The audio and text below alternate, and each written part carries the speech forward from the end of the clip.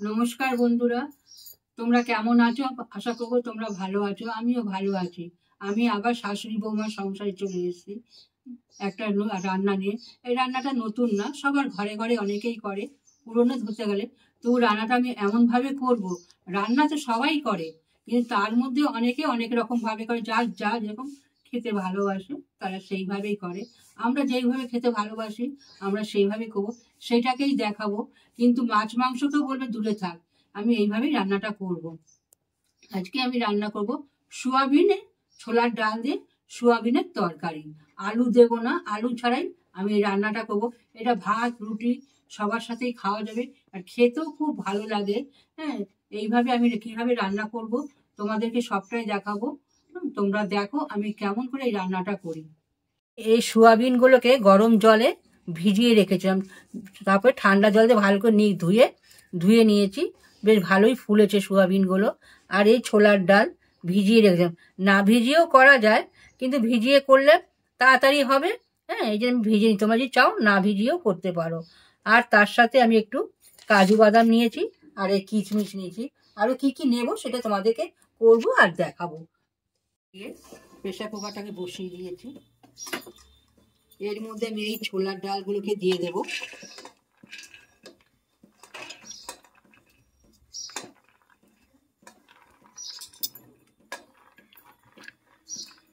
সোয়াবিনগুলোকেও আমি দিয়ে দেব। দিয়ে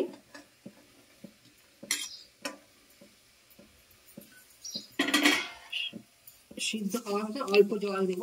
ডালটা যেন গলেও না যায় আর সিদ্ধ ভালো সেরকম পরিমাণে আমি জল দেব। আর দেব নুন। দিয়ে আমি এটা দুটো সিটি দিয়ে নেব।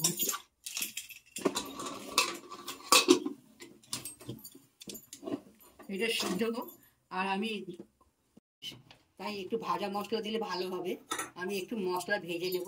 প্রথমে আমি একটু জিরে দিয়ে দিলাম, একটা তেজপাতা দিলাম, একটা গোটা শুকনো লঙ্কা দিলাম, আর দিলাম লবঙ্গ আর এলাচ। এটা একটু আমি টেলে নেবে নাকি? হ্যাঁ, একটু টেলে নেব, নিয়ে বেটে নেব। খুব সুন্দর একটা মিষ্টি গন্ধ যতক্ষণ না বেরোবে এটাকে ভেজে নেব।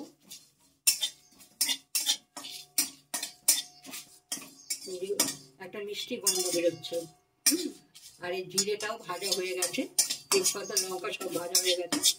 এবার এটাকে আমি গ্যাস অফ করে বেটে নেব। এবার আমি সরষের তেল দিয়ে রান্নাটা করব। এই সরষের তেল দিয়ে দিলাম, একটা শুকনো লঙ্কা, তেজপাতা দিয়ে দিলাম,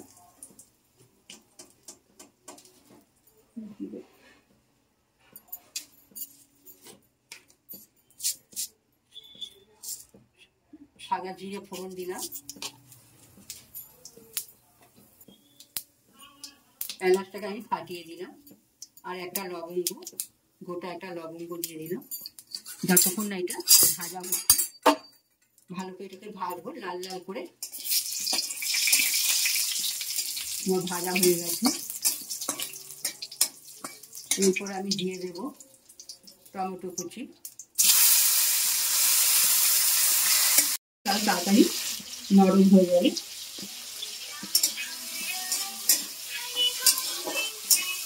হয়ে গেছে। এরপর দেবো আমি আদা বেটে রেখে দিই, সামান্য একটু আদা বাটা দেব।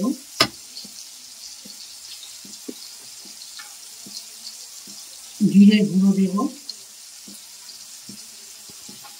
এই জিরে আদাটা ভালো করে আমি কষিয়ে নেব। আর একটু জল দিয়ে ভালো করে কষাবো। সামান্য একটু জল দিয়ে দিলাম।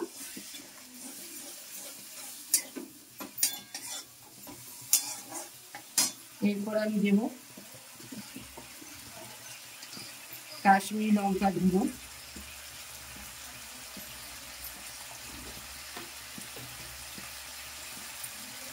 দিয়ে একটু নেড়ে দেবো। এরপর দেবো হলুদ,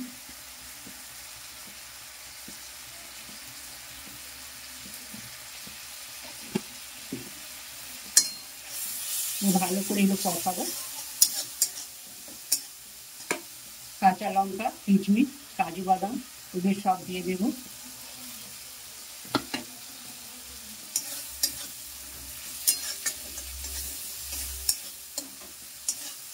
যতক্ষণ তেল না ছাড়বে ওতে আমি নাড়তেই থাকবো, নাড়াটা বন্ধ করবো না, তাহলে লেগে গেলে ভালো হবে না।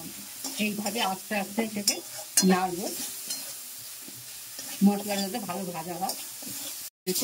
এরপর আমি দিয়ে দেবো এই যে ছোলার ডাল আর সোয়াবিনটা যে আমি প্রেসারে সেঁচে দিয়েছিলাম, আমার এটা সিদ্ধ হয়ে গেছে।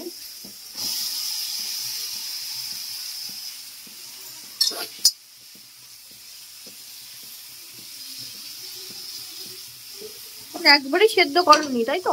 না, একটু গোটা গোটা লাগবে। হ্যাঁ, সিদ্ধ হয়ে গেছে, ডাল গলে যায়নি, সিদ্ধ হয়ে গেছে। এবার এই মশলার সঙ্গে ভালো করে আমি সাঁতলে নেব।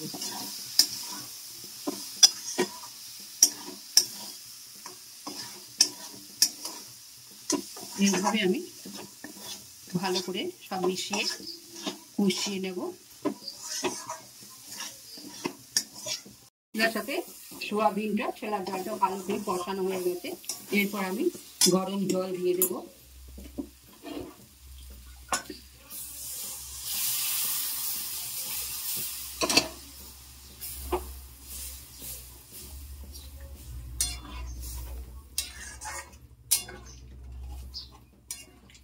এবার একটু সামান্য একটু, ছোলার ডালে একটু মিষ্টি না দিলে ভালো লাগবে না, তাই সামান্য একটু মিষ্টি দিলাম। তোমরা তোমাদের স্বাদ মতন মিষ্টি দেবে।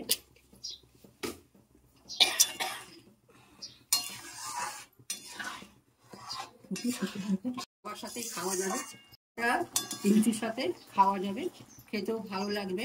একরকম রান্না করে থেকে একটু পাল্টে রান্না করে খেয়ে দেখো, স্বাদটা অন্যরকম হয়েছে, এটা খেতেও ভালো লাগবে। আমি এইভাবে করলাম, এটা হয়ে এসছে। এবার যে ভাজা মশলাটা করেছিলাম, সেই ভাজা মশলাটা আমি উপর দিয়ে দিয়ে দেবো।